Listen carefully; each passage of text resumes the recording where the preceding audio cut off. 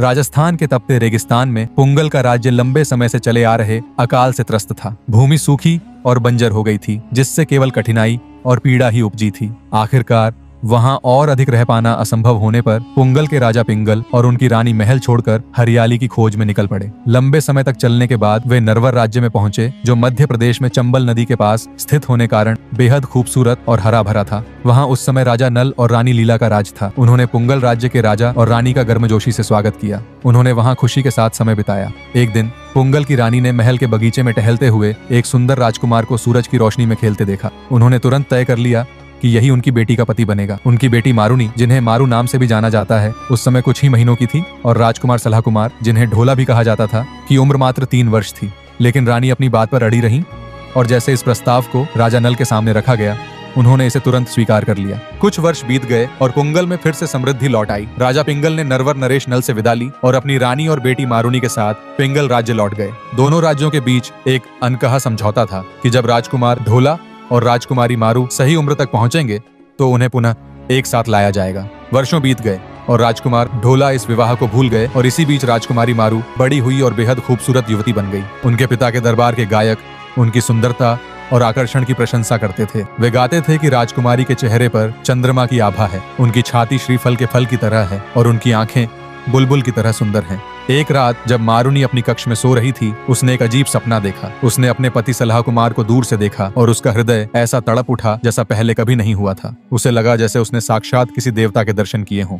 विरह की पीड़ा ने उसे इतनी जोर से जकड़ा कि अगली सुबह जब वह बिस्तर से बाहर निकली, तब भी वह दर्द उसकी आत्मा से चिपका हुआ था। कुछ समय के बाद गुजरात के व्यापारियों का काफिला जालौर और कश्मीर के रास्ते होते हुए पुंगल पहुंचा। वह पुंगल के दरबार में राजा संग मनोरंजन कर रहे थे जब उन्होंने राजकुमारी को देखा और राजा से पूछा कि वह कौन है। राजा ने उन्हें सब कुछ बताया, उनके बचपन के विवाह के बारे में और उनके वर्तमान अलगाव की स्थिति के बारे में। व्यापारियों ने राजा को बताया कि नरवर नरेश के पुत्र ढोला का विवाह तो मालवा की राजकुमारी मलवानी से हो चुका है और वह उनके साथ सुखपूर्वक जीवन बिता रहे हैं।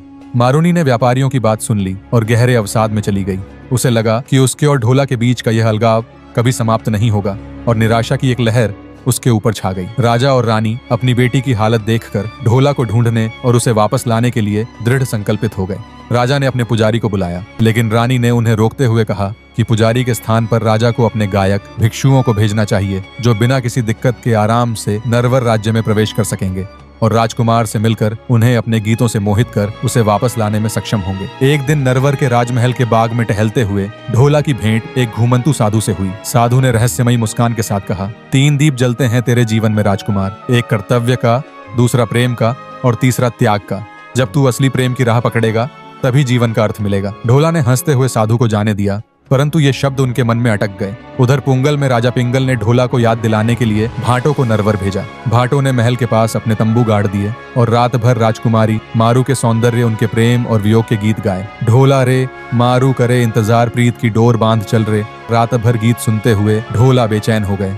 उनकी पत्नी मालवणी ने उनकी चिंता को भांप लिया और पूछा, स्वामी, कौन सी चिंता आपको व्यथित कर रही है? ढोला ने जवाब दिया, रात के गीतों ने मुझे बेचैन कर दिया है और अब मैं पुंगल राज्य जाकर हे रहूंगा। मालवणी ने ढोला को रोकने की भरपूर कोशिश की, क्योंकि वह जानती थी कि राजकुमारी मारू जितना खूबसूरत कोई नहीं और अगर ढोला पिंगल गए तो वह मारू के साथ हे लौटेंगे। लेकिन ढोला के दिल की बेचैनी अब काबू से बाहर थी। काफी दिक्कतों का सामना करने के बाद राजकुमार ढोला पुंगल राज्य पहुंचे। उन्हें वहां देख राजकुमारी मारुनी को अपनी आंखों पर विश्वास न हुआ और वह दौड़ती हुई राजकुमार से जा लिपटी। दोनों एक दूसरे के प्यार में डूब चुके थे और काफी दिन पुंगल में बिताने के बाद उन्होंने पुंगल नरेश राजा पिंगल से आज्ञा ली और नरवर वापस जाने के लिए निकल गए। पर रास्ता इतना आसान न था। रास्ते में उमर सोमरा नामक एक खतरनाक योद्धा राजकुमारी मारू को हासिल करना चाहता था। उमर सोमरा रास्ते में महफिल जमा कर बैठा था।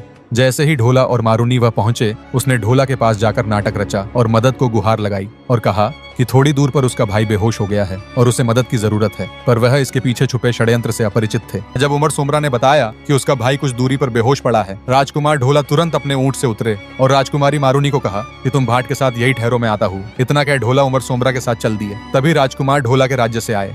एक भाट ने देखा कि उमर सोमरा ने ढोला को मारने के लिए जाल बिछाया है। उसने तुरंत राजकुमारी को यह बताया। राजकुमारी भी रेगिस्तान की बेटी थी। उसने ऊंट को पैर से मारा और वह भागने लगा। जैसे ही राजकुमार ढोला उसे रोकने के लिए भागे और पास पहुंचे, राजकुमारी ने कहा कि यह एक षड्यंत्र है, यह तुम्हें मारना चाहते हैं, जल्दी से ऊंट पर बैठो। इसके बाद दोनों वहां से बचकर निकल गए और नरवर राज्य पहुंचकर ही दम लिया। राजकुमारी मालवनी ढोला का महल में ही इंतजार कर रही थी और वह राजकुमारी मारू को देख ईर्ष्या से भर गई, पर ढोला ने उन्हें अच्छे से समझाया, जिसके बाद चीजें सामान्य हुई और राज्य में खुशहाली लौट आई। आज भी राजस्थान में इनके प्रेम की कहानी बहुत चर्चा में रहती है और लोग इनके गीत गाते हैं।